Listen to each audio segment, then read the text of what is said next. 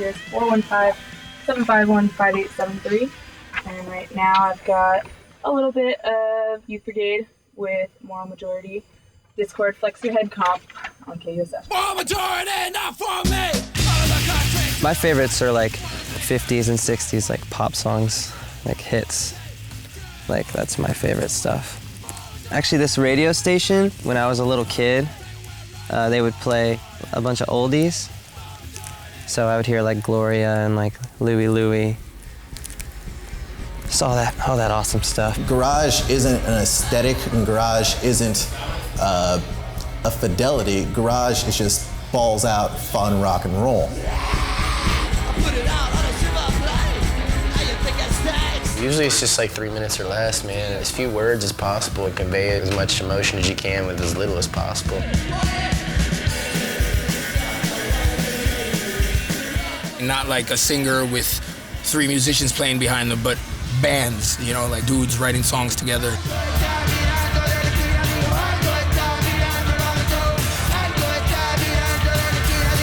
I guess the garage part of it is, not perfecting it too much and kind of keeping it loose. It's a really accessible kind of sound, or like easy to do, because all you need is a cheap amp and a guitar plugged into it.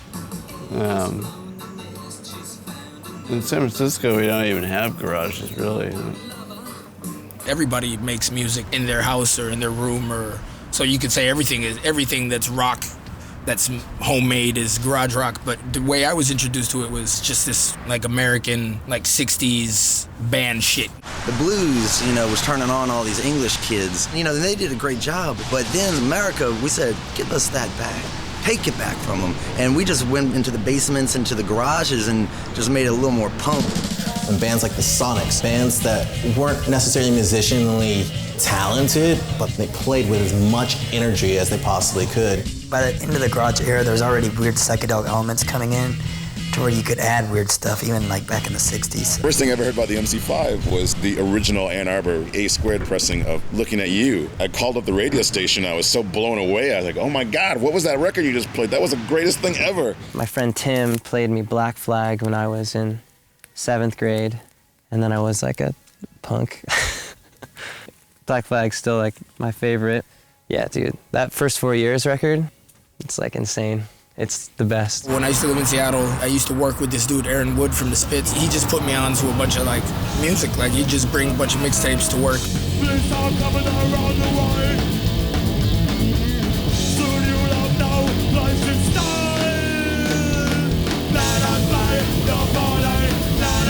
A lot of the bands that we're friends with come from punk, but then we add different elements to that. The Clean were originally taking garage music and mixing in, Pink Floyd and krautrock and total DIY Britishisms from the 80s, and all of a sudden these kids are discovering the Clean and realizing like the open door that you can do with garage music and applying it to themselves. You're affected by so-called movements, within the genre you're working in, and then you take what your resources, what's at hand, I've been a fan of X since I was like 16. Southern California, Heroes. This record, it's like in my top 5 like punk records ever. It's really good. The song Adult Books. What's going on in California right now is completely different than what's going on in Brooklyn right now, even though we're all friends. What goes on in Memphis or Atlanta is completely different. And then Portland is different on top of that. Like in the 90s, the A&R guys from the bigger indie labels, they'd be like, well, it's these 3 bands, these 4 bands. I think now it's not controlled by that anymore. The playing field's totally level. It's changed a lot. I mean, Black Lips have revolutionized things in the States.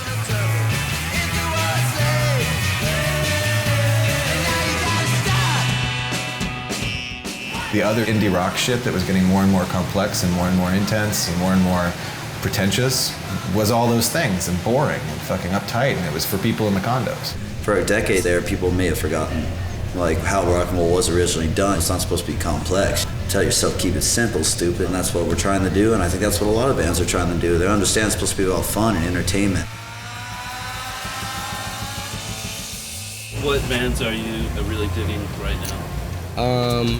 I'm gonna say all SF shit because I'm a total supporter, but Fresh and Only. I like the Mantles record a lot. Punks It Is Punks, I love them. Davila 666. The Spits, I love the Spits. We're all really big fans of Girls. I like Quintron a lot. The Box Elders. Jay Reatard. His name is Jay Reatard.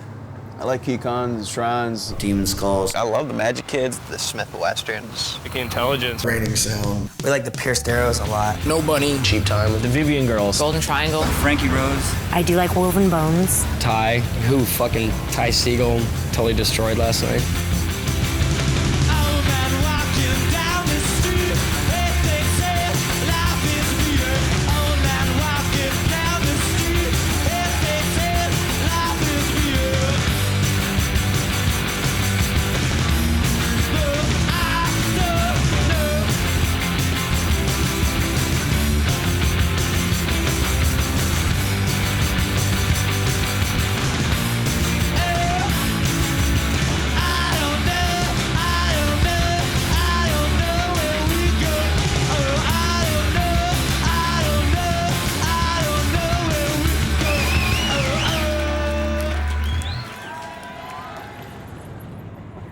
You can look at a lot of people in Memphis and trace back to similar influences. And you have to think back, this is before Amazon.com, this is before YouTube, this is before things were accessible. Jay's one of those people that was very savvy and very canny about finding out what he liked about something and weaving it into what he was doing.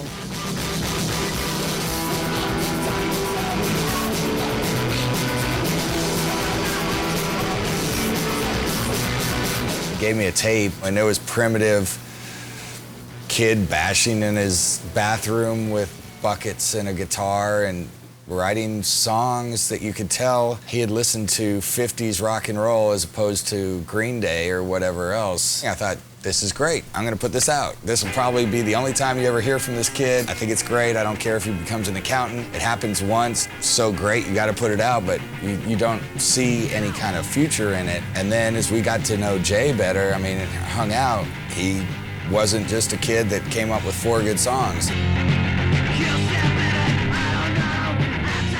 First album we did, we whittled it down from 20 songs to whatever it was, you know, and we sat there and tried to figure out the order, and he did a Buddy Holly cover. Eric's his mentor, and Eric's been way ahead of time musically. He's turned so many people on to so much good music. I guarantee you, Jay heard his first New Zealand stuff from hanging out with Eric or through osmosis. We just listened to regular, like, radio, and a Cars song came on. And we were like, you know, for a radio song, this is pretty good. He's like, yeah, I kind of like this song. The next time I picked him up, oh, I recorded that song. He did a Cars song on his buckets and his guitar.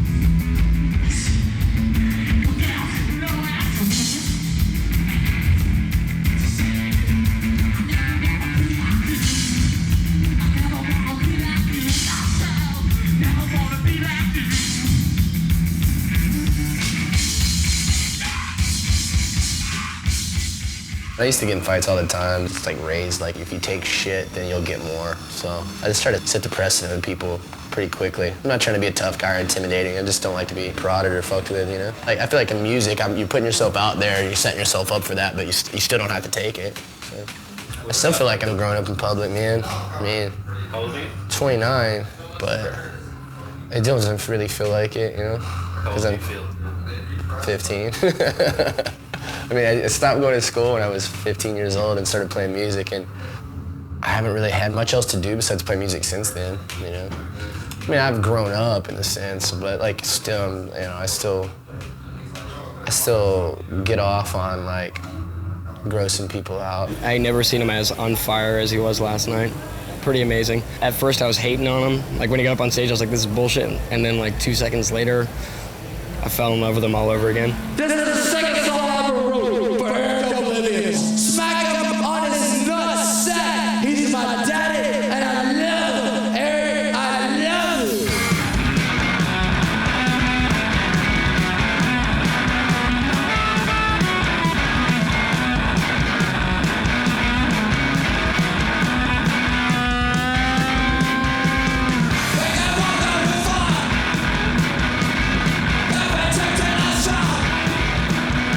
People that want to call him a sellout, or, you know, people that want to get in his face. And it's hard to tell right now which, you know, is a chicken and the egg, like Jay getting agitated and getting in people's faces, or, you know, people getting in his face. But I think that he's an amazingly accomplished musician that really wants to focus on the music.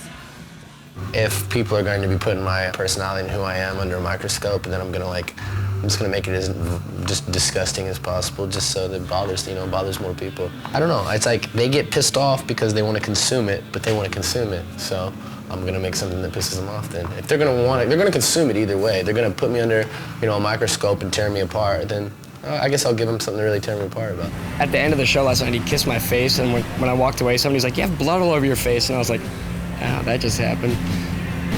I think a little bit of it went in my mouth too, so I might have extra retard in me right now. Somebody punched me in the back of the head at Gunnerfest and called me a sellout. And who is this person? I don't know, I turned around and broke the first person's nose I saw. So. Turned out he was 50 years old. Sorry, dude. It sounds silly, but what drew me to punk rock was kind of this weird self-destructive kind of, you're not gonna make it anyway, so fuck it kind of attitude. But these are all dudes that kind of did make it, and then like they fucking threw it all away, and then they made these amazing records on their downward spirals. And I guess like right now that's kind of what, I don't know, title of my record you can obviously tell. It's like, so I don't know. It's cool to be in the band here. The marching bands are insane. They're just, church bands are insane. Like you get these bands like with teenagers, like 12 to 15-year-olds, that's a backing band in church. And they gotta be good. I mean, you can't be crappy in church. The Barbers were playing, which was Billy and Steven from Jay's backing band, and they had a twisted take on pop music. I mean, the Barbers were fantastic. They were completely over the top, and it was still snotty and, more punk and weird, but like super pop. With those guys being out of town so much, the Magic Kids kind of evolved out of that. Hey boy, where's your girlfriend? She needs your attention. Hey boy, where's that girl tonight? My steady girl. I always say that she's in love with me, but I can feel it in the way she gives me high and kisses too. And I get so many after me, and it's from you. It's telling lies. Oh, she wouldn't do that. What about the guy? No, it's just a friend. Sometimes I'm feeling good.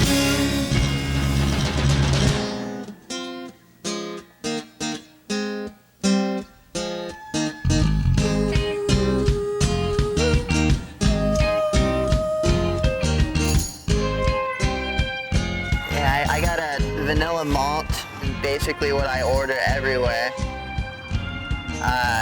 And I got a smoked sausage with coleslaw. I had a candy bar for breakfast, so it's good to finally get something more substantial in my stomach. The Magic Kids, somehow they have just tapped into this, like, Phil Spector, Beach Boys, Brian Wilson-y thing that is just brilliant.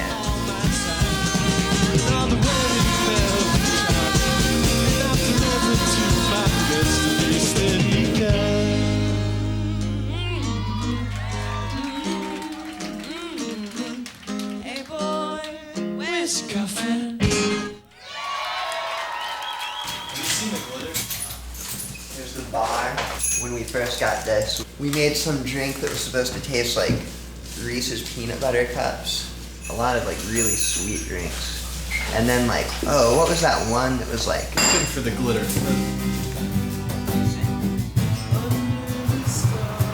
The whole garage scene here is definitely where we're coming from. You know, Zach and Eric and the guys at Goner have supported us for a long time. They were just kind of doing their own thing, very isolated. Will, the keyboard player, is very strong-minded. You know, he went that direction as far as he could. They're putting positive spin or vibes out with their music, and having fun. And that's, a lot of the garage rock bands don't seem to be having fun. Dance tonight. I think it should change there. When the song is finished, it just is like, of course, that's what it sounds like. That's what, you know, Yeah. of course that's how the melody is. It might just be that we're so poppy or so happy, people question our sincerity, sort of. Like we're coming on a little too strong or something, but that's just the way we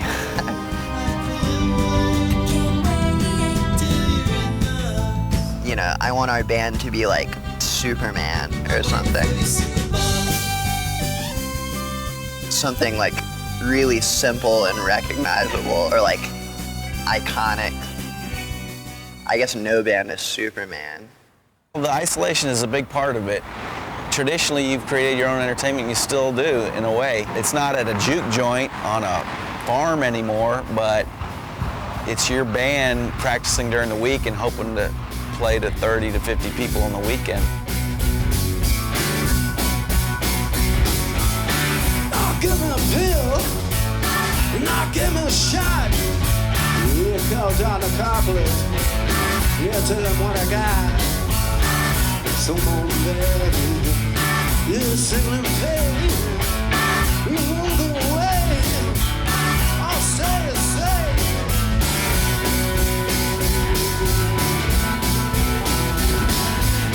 I think it's summer '93. It was just kind of a fun thing we're doing, you know.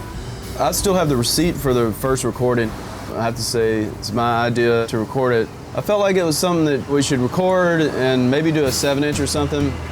But I felt like it probably wouldn't last very long anyway. And I talked the guys into it, and the next thing you know, somebody turned on Tim Warren to it, and then that's when it kind of started being looked at as like a, you know, a band. I said, hey, you guys interested in doing a full length or, you know, compilation of the material or doing a real album? And they were like, sure. So Soul Food was comped from the In the Red single, the Goner single, the CRYPT single, and a bunch of unreleased tracks. So then Oblivians were just like, hey, you want to do another album? And Pop Faves came out. That's a fucking monster of a record. Then play 9 songs. The Oblivians, as big as they are now, internationally, they used to play to 10 people. And, you know, it wasn't a big audiences, but people who got it really dug it. They finally hit this level where they could finally start earning good money. And there was some sort of, something went wrong and the band just broke up. We were just having fun, drinking beer, and, you know, I mean, of course, everybody wants to be a rock star or whatever, but we were just having fun, you know. Gories were a big influence on me. Gories were in town recording with Alex Chilton, and they played. You know, there was a lot of good music that night, but they were this, like, real primitive thing, and it was like, man, this is the greatest thing in the world. And then there were, like, a few people who hated it, and they were yelling, it fucking suck, and all this shit, and there was no in-between. It was like people yelling and leaving, and then everybody else was dancing. It was like, it was totally awesome. That's when I kind of got into the idea of, like, you don't have to have a full drum kit or a bass guitar and all that. I mean, if you know how to use all that stuff, that's cool. At that time, I don't think we really knew how to use a full thing like that, use it in the right way or whatever. It's not about technical ability. I think somebody banging on a cardboard box and chanting is just as valid as somebody, you know, playing a classical piece on a piano.